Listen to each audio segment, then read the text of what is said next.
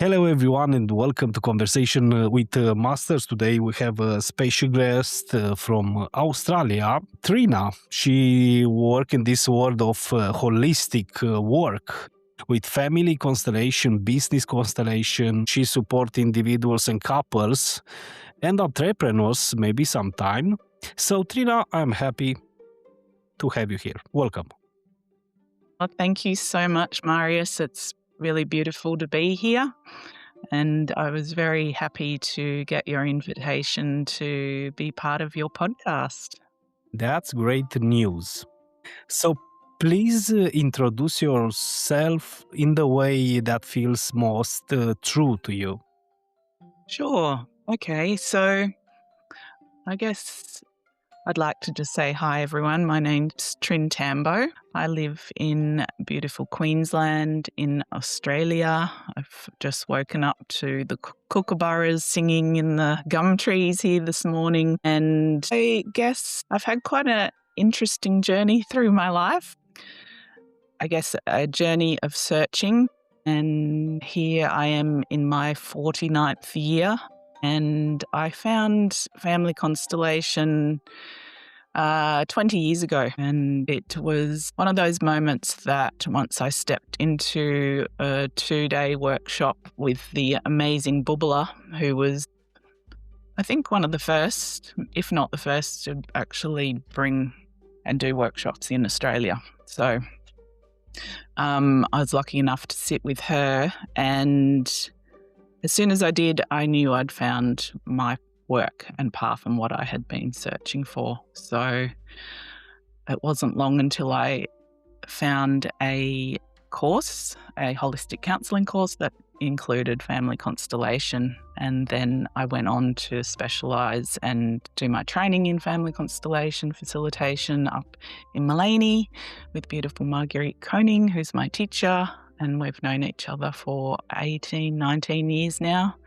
And we've been on a path together of learning, of moving from, I guess, the student to colleagues. And yes, it's a From very mentors. Special. Yes. Yeah, the relationship between mentor and student. And after with the time, that changed maybe. Yeah, yes. I guess so. So, Trin, was there a personal experience that shapes your path? I think very much from childhood. I am dyslexic. So stepping into school was a challenge. I was very excited when I was little to step into, community and school, but soon found it very, very difficult. So I think in having dyslexia, I always felt like it was a disability of sorts through my younger years. And then as I've evolved, I've now discovered that it's actually a really beautiful gift. And that's something that Marguerite and I also share a bond in. And I've learnt from her the gifts of intuition, of probably seeing things in a different way. That gives it, we have an insight and a feeling. Yeah. It's nice you shared that, and many people ask me why or when I will make video podcast too. So maybe now I have the answer for them. That's why I make audio podcast for everyone. Mm-hmm. It helps Yes. me too. So I would like to ask you a little bit about your work now. After we joke a little bit the intro, always I'm friendly. So generational patterns. What are generational patterns? Generational patterns are, it's almost like energies that are passed down through the generations that need to be remembered and seen. Yeah, through family constellation, it's that almost like detective work of looking at those patterns to see what's helpful. So there's obviously the helpful patterns, but then there's the patterns that aren't so helpful within the systems that we come from. And I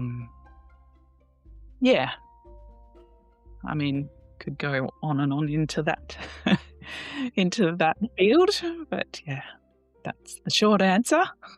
The short answer, of course, they need, for the listener especially, if they're interested, they need to come more deep on this work, of course. So, can generational trauma affect success in business? Absolutely, yes, and they often go hand in hand. It's not often that I work with beautiful business coaches who then and support them and their clients. So we work with a lot of CEOs, and quite often we'll do a business constellation, but then it's like, what do we bring in from our family system? How does that impact your business because of generational blocks? Yeah, it's always so interesting to sit with each client, and there's that unknown before you step into their field and do the work. And then they're so often blown away by what they've been carrying and how energetically and it affects the everyday. Everyday life, yes. Mm. So we can say healing always is necessary, or sometimes only awareness it's enough.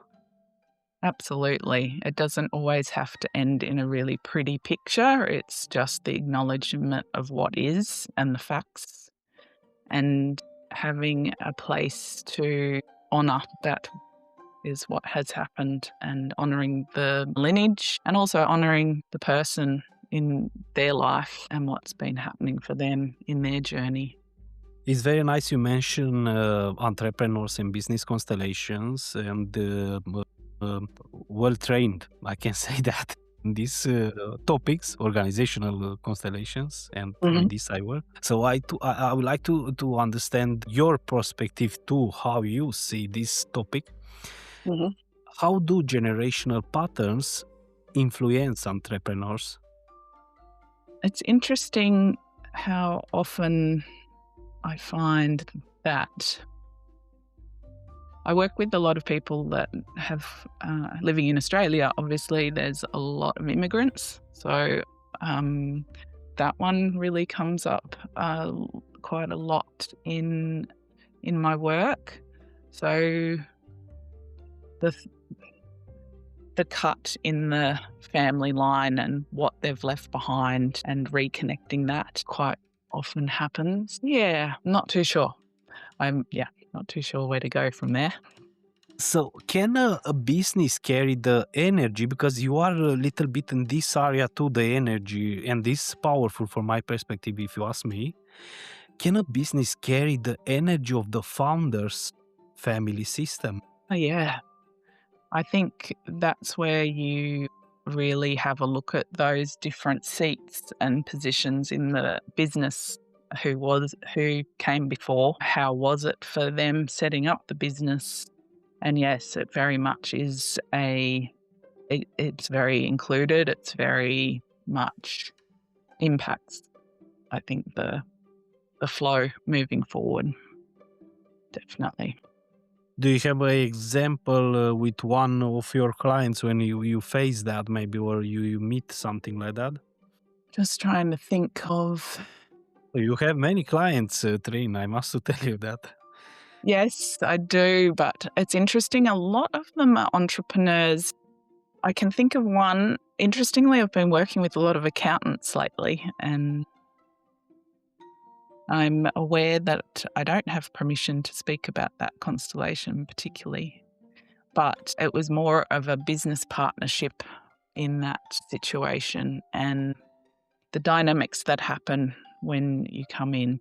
But that particular client actually acquires different, and that company, they acquire different accounting firms, and so build up into a bigger organization through that. So I only had, one session with that particular person, and we started off with the structure of the business and the different parts, but then went into what happens in his family system as well, particularly between, the male Yeah, lineage. it's very Yeah. interesting you say that because here in Europe we say always all the streets they go to Rome, you know. Yeah. And it seems the same in this work too, for what I see, and I speak with another colleagues. Always we speak of the family system. So, what change when generational flow it's restored in business? There's a strengthening, really. It's bringing the strength into your position within the business. There's more clarity that comes in. And I think also quite often it's that honouring of doing it differently. Looking back and really honouring, yes, it was hard for you, but, please look upon me kindly that I do it differently and I succeed and I move forward in life and in my own life. And that energy from the block of looking back and having that real tie to coming back into the heart, and yeah, it changes the energy and the flow. Wow. Yeah. And maybe we move a little bit forward. It's enough with all these businesses and all this, thinking around that. In the topic of couples, right? So, what is the most common dynamics you see in the couples? Very much couples that are convert back to their childhood trauma and are coming from a place of trying to figure out life from being in that wounded little person state. So, um, I could say in 100, nearly 100% of my my time with my clients and with my couples, that's where we end up in some form or the other, to really look at how is it to really step into the adult version of yourself that maybe you've never really embodied fully in this relationship. What changes? How does it feel? I do a lot of somatic work as well. And yes, I do love working with couples. I'm based at a midwife practice here in Ipswich in Queensland, and I get to work with lots of families, and then the dynamics of having a baby, going through that process and having a family as well, and including that in the relationship, what changes and how can the men support their women in postpartum and all those sorts of things as well. So there's many, many layers. Yeah, I can understand, and I live that sometime too, maybe around me. Now, I like to ask you about the love, right? Can love survive on this kind of patterns in the couples? I mean, Hmm. Yes, I always believe, I do believe this work is about the flow of love through relationships, not just in couples, but within the whole family system. And you can feel the shift that, happens when the couples, they see each other, and some haven't even hugged for a year when they come to see me, and suddenly they're wow. looking eyes and the heart opens and they see each other again. Yeah, there's all the blocks, all the walls are up, and then they can come down, and yeah, Try that's to the see biggie. each other like in, I don't know if you have, maybe you have seen the movie Avatar. Avatar, it's a very systemic movie from my perspective. And there is a sentence what they say, now I see you. Mm, yes. I haven't seen the second one. I've only seen the first. First. Yeah, but it's out, the second Yeah. one too, I guess. Yes. Yeah, it's powerful what you say because in this period of time, many people they divorce maybe to each other and they don't have the I don't know, the wisdom maybe to understand each other better and to save the couple and the family. And there it's yeah, it's tough for all of them. Yes. Absolutely. So when should the couple come in contact with you? I have a really amazing advocate of one of the two of the midwives I work with, and they recommend me to a lot of their clients. They're Also, before they go, a baby, like, you got to sort your relationship out before you start a maybe family. maybe it's good to speak with Trin first. Yeah, right. And also just online, people will, Google couples counselling, and they find me online on my website. But word of mouth really is the way that it works best, I find. Yeah, it's very easy now in these days. Like I said, always with all this technology, what we have and enjoy, of course. So we move forward, and I like to speak with you about deep and responsibility. So, what is often misunderstood about ancestral healing? My goodness, that is a good question. What's most misunderstood? I think that's a hard question for me because I know it so well. So to step into somebody else's shoes, I don't know. I don't know what it is to not know this work. No problem. We go to the next question Yeah. if you want. So, it's okay. I mean, we just keep it, Keep it flowing. So, yeah, no problem. How do you stay grounded? Because you work with many people, of course, and you have maybe a secret to stay grounded. I'm very Every time I sit in with my clients or in a workshop or even here with you, I can really feel my connection to the earth. So I have a really strong connection to the natural world, to the ocean, to nature. And it's almost like it's an anchor for me. So before doing any of my work, I do a lot of visualizations, bringing in my supports behind me, my teachers, my lineage, and I can feel it in my body after doing some heavier pieces of work, water, going for a swim, a shower. They're my rituals to bring me back into my center and wash off the residue of those heavier stories that we hear in our profession. And then talk, if I need to, I'll reach out and get some support from colleagues and friends, family, my mum. Must be very bad if you need help from others, I guess. Yeah, I've heard I've heard the worst. So sometimes you just need to not particularly not talk about the story, but what's happening in my body and what back into connection, I think. Yeah. Yeah, I practice too, I guess, this shower with salt, if you have practice sometime. And it's Mm. like clean yourself. I learned from one woman, she work very well with Reiki. Hmm. So she guide me to that. Hey, even if you work with businesses and all these dynamics and everything is more rational, right? In mind, if you want, Yeah.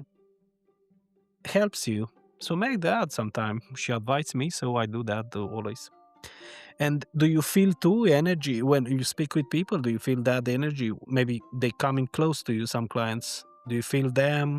I mean, it's Yes, I am a very somatic person, so I can feel when I step into the field of a client, I can feel their pain. I can um, I can sense when it shifts, and I have full body energy running through me. So yes, it's yeah, quite a because you are somatic person. yeah. In this conversation, I'm not your client, but in this conversation, do you feel something? It's I'm very curious now. As I sit with you, I have a very open heart. I feel your heart is very open to connecting, and I can feel your passion for the work just like me. And I love, that curiosity. I love it. And then, of course, we could go into the family system and what sits there and my Oh curiosity. my God, we can speak for hours, I guess. Yes. if we go through that there. So, Trin, if you have a message for the world, what will be? My message is to come back into the heart. I think the world would be an amazing place if we could walk with our hearts healed and as much as we can and see each other from there. Very grounded message. Now, I would like to ask you about your work, right? And what is a life in your work right now? Interestingly, I have taken a little. Last year, there was a lot of endings. So I've been working up in Mullaney with the Systemic Constellation Academy for the past few years. And I also have a background in cooking. So I nourish people. So I would go up there and make lunch and also sit in all of the trainings. And I guess my position was the trauma holder. So when there was big stuff would happen for one of the students and the teaching had to continue, I would support that person if it might, sometimes it just needed to be taken away just to let everything keep flowing. And I also helped teach in there as well. So I felt like it was time to really step out into my own practice and focus and step away from cooking as well. So this year is very much about looking at where I fit in, I guess, in a different way. And so I'm going to New Zealand to facilitate at the immersion over there in April, at the end of April, and run some workshops. And I've also, the past few years, I've been doing workshops at women's wellness festivals. So I've now stepped into doing more festivals this year and working with the business coaches to learn more about business, because that's not my foundation, and looking at how to set up things online, like memberships and things like that. So, yeah. About the business now, you are in contact with me, so it's very easy if you have some questions. Yes, that's great. I'll be happy to support you absolutely, or if you have some question. Many people, many friends what I have, they speak about the horse, the year of the horse. Mm-hmm. I don't know so much about it. Can you explain me more what happening this year? Yeah, there's lots of beginnings this year. So last year was the year of the snake. So there was a lot of shedding. I think that's stepping out. For me, I've always been in the background and doing a lot of support for others and hiding. I'm very good at hiding. So the year of the horse is more being seen, stepping into your path, your brilliance, and what really ignites you. And the horse energy can really take you forward on your soul path, really.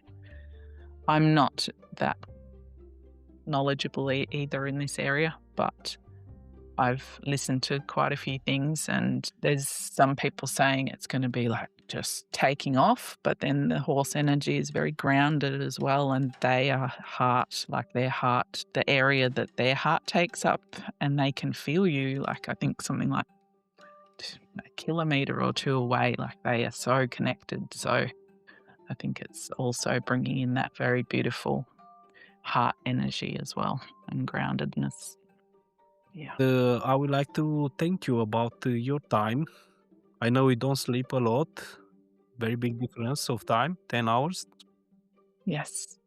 And interestingly, I have 2 Swedish friends staying this weekend. So I was like, wow, I got these 2 messages from one from Stockholm, and my friends are here. One lives here and one's visiting. Yeah, maybe you know Frida. She's Swedish too. They're in. Yes. Yeah, she's called Frida, I guess. I speak Yes. with her 1 or 2 times, I guess. I don't know. Amazing. Thank you very much again for your time. And I hope I see you soon in Australia. Oh, that would be amazing. Thank you for your invitation, and I've really enjoyed this conversation. And yeah, have a beautiful sleep for you and start of the day for me. My name is Marius, and thank you for listening.